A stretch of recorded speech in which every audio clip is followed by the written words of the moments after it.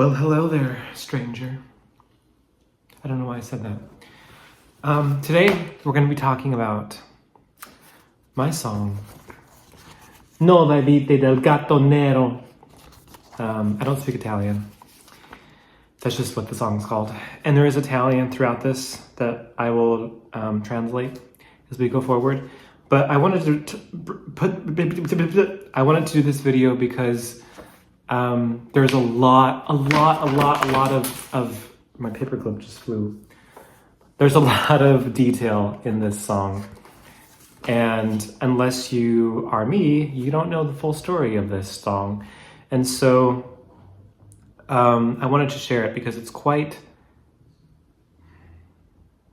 different. It's kind of weird. It's a lot going on, but just follow with this video.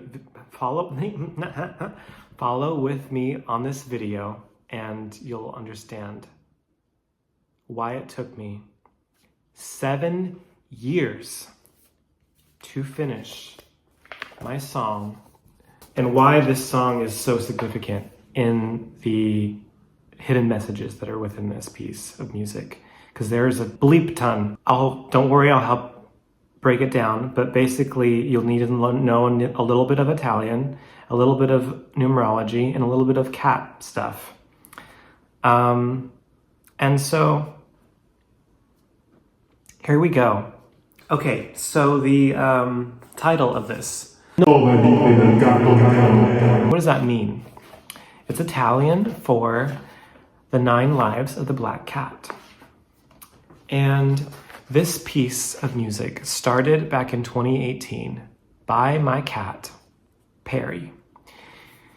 One day he was atop my keyboard and he plays this melody, and something about it struck me.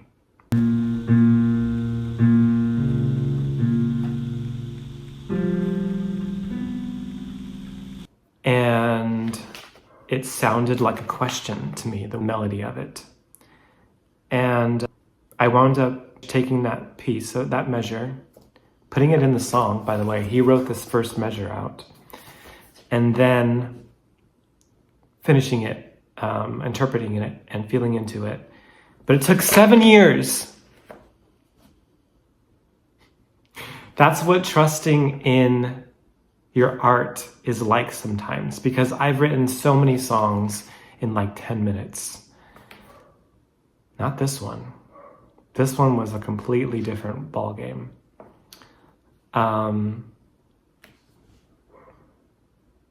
So I'm just going to cover the first and the last page of this. I'm not going to do the whole thing because I will be here for the next 4 days.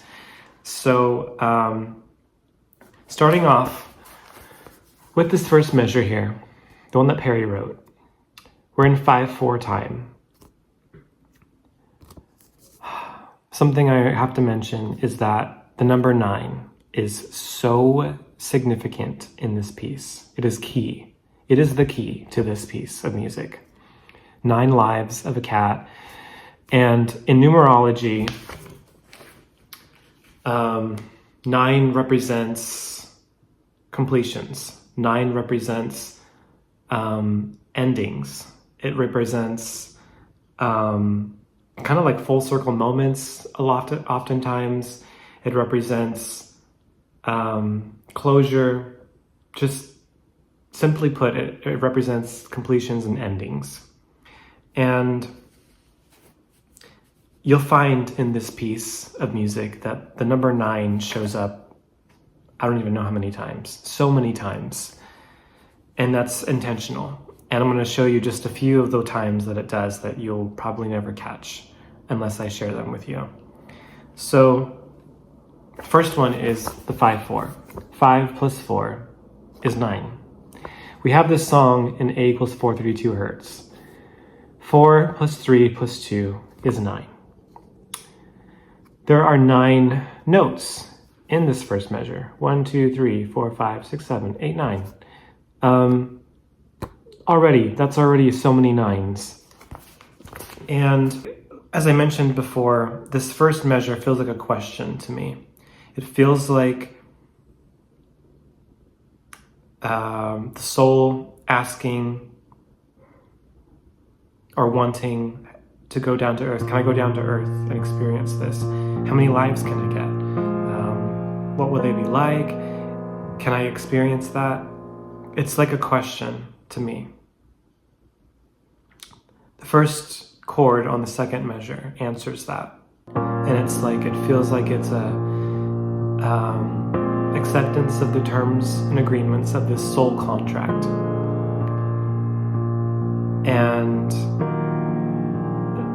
as these next few measures go on, it feels like the life and the physical body is taking shape of whatever the soul wants to experience. In this case, it's a cat. In this case, it's a cat with 9 lives and a black cat. So there are 9 themes or movements or lives throughout this piece. And that's intentional, obviously connected with the 9. And so this first life, if you want to call it that, is in this measure here, where it says moderato. I don't know how to say it in Italian, but it just means moderately. Kind of like starting out fresh and moderate, seeing what it's like. And you'll hear this theme come up again later on in a different part of the song. And that sort of, to me, is like a past life transgression moment. Okay, one more thing. Grave. This word here, grave. It's not actually grave. It's Italian again. It's grave. And that means very slow. It's a tempo marking, but it's more significant than that. It's the feeling of it. It's weighty and serious, profound and intentional. And I think that describes what a lot of this song brings. And so putting that in the beginning of this is like a double meaning, because grave and grave, you know, the song it's very dark. It takes you to the depths of death and the dance with death. And the beauty within that, but also the really hard, shocking moments of that. And so grave is like, you're in a grave and you're bursting out of it, coming out, you know, again, and in another scenario, like coming down to earth and becoming a cat. You're like starting a new life, the beginning. And okay, now we can move on to this last page here. So in measure 180, which is already significant right there because this is the final movement or the final theme. And 180, 1 plus 8 plus 0 is 9. And we're in the 9th movement. So this part right here is very intense.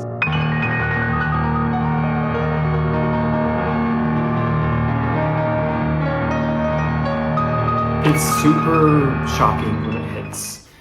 It's like right before this, there's a anticipation of something's coming, but we don't know what yet.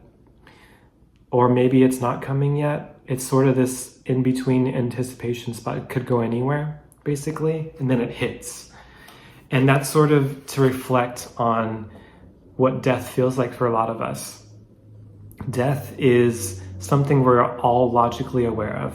We all know is coming for every single being on this planet at some point or another. And yet, every time it happens, it's so shocking and so surprising. And there's always a mourning and a grieving process that needs to happen with that. But yet we've known this since the day we were born. We know we're going to die. And that always is a shock. And so this is that moment, is what I was trying to capture here. Is like, we all know this is going to happen, but then when it hits, it's like, it just is there, you know? And this is the last life for this cat, the 9th life, right? Okay, so now this is where it gets really interesting. If you already thought this was already interesting enough, just wait till you get to this part. So throughout this song, there are some tempo markings, but there's not specific numbers and stuff really involved with it. It's more of a feeling. And I wanted that intentional because a lot of it is rubato, which just is a musical term for up to your own interpretation and feel of what the piece and what the part you're playing should be like in the tempo, and how fast or how slow or how soft or whatever. It's just very free. And yet there is this thing in the back of her head, whoever is performing this, that you have to be mindful of hitting the last measure, the last notes, at exactly the 9-minute mark. Because that itself feels like a death to me. It feels like we all know it's coming. We have to anticipate when it's coming a little bit. Or just like knowing that we have all this free time in the middle of the song, and then boom, the finale, the ending chord, the end of the life. Hitting at exactly the 9-minute mark is so significant. And also, this is in the 198th measure, which is 1 plus 9 plus 8 equals 18, and then you take the 1 plus the 8 and equals 9. That's how numerology works, if you're not familiar. So it's also a 9. And something else that's significant is that this note, these notes here, these last notes, to hold them for 22 seconds.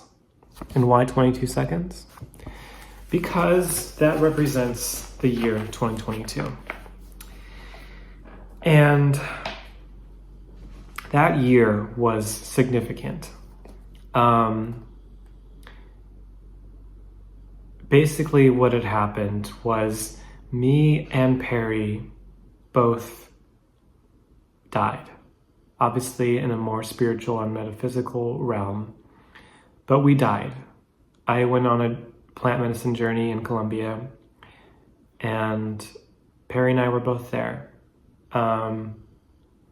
in the spirit form, and we both died. And a few months after that had happened, we have to go our separate ways physically, like in the real world. And I was not ever sure that I was ever going to see him again.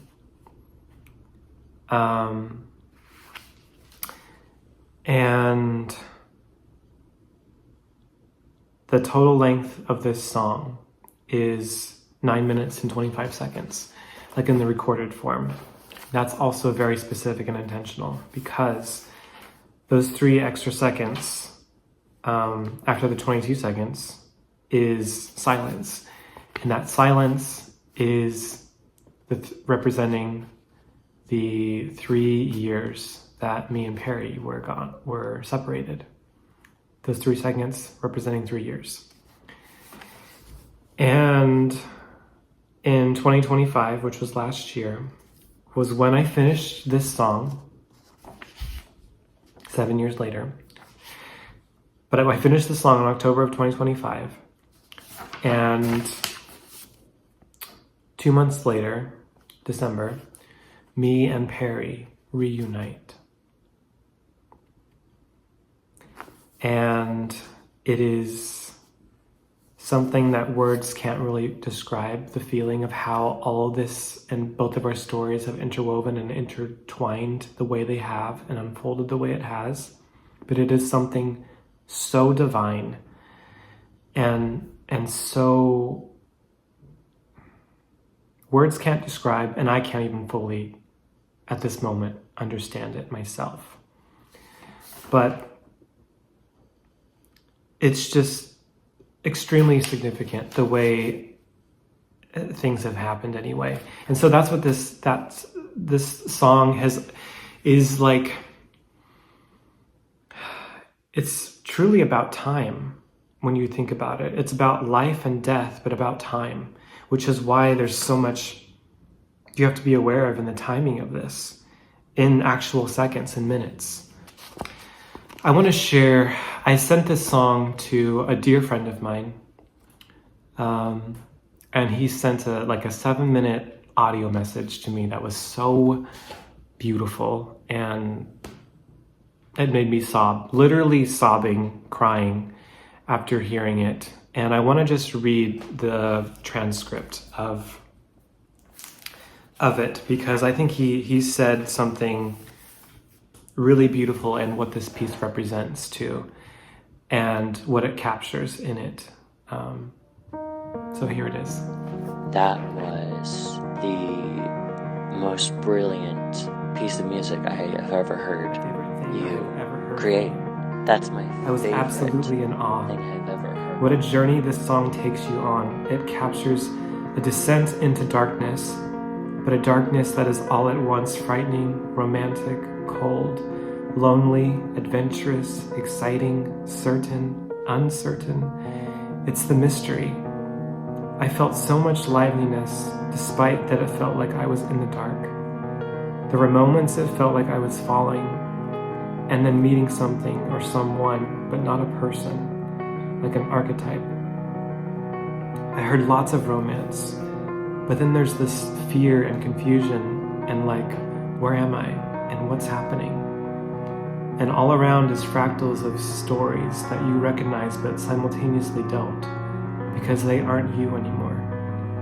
The ending of this song was thunderous, shocking. This piece felt genius and soulful. I look forward to hearing more pieces like it. You tapped into something very powerful. Brilliant, brilliant, brilliant. Isn't that so sweet? So, I know that was a lot, but that's just some of the details that you wouldn't be able to understand or find if I hadn't shared them just now.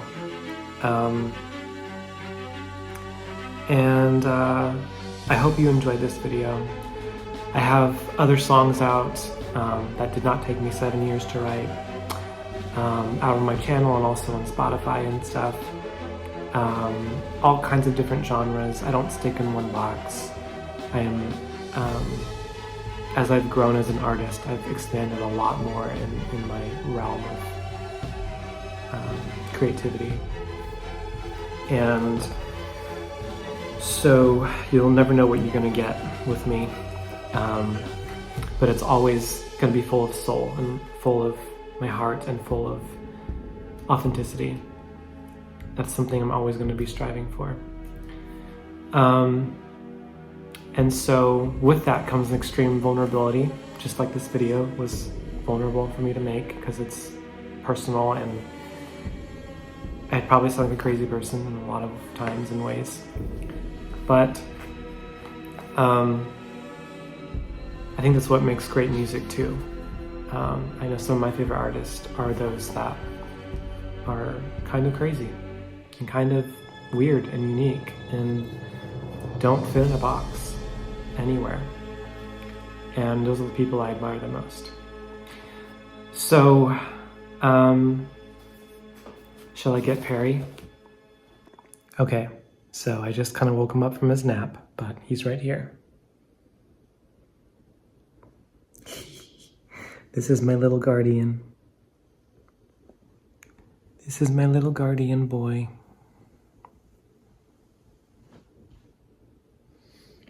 That's whose eyes, oh, let me see. That's whose eyes you see on the little album cover of Gatonero.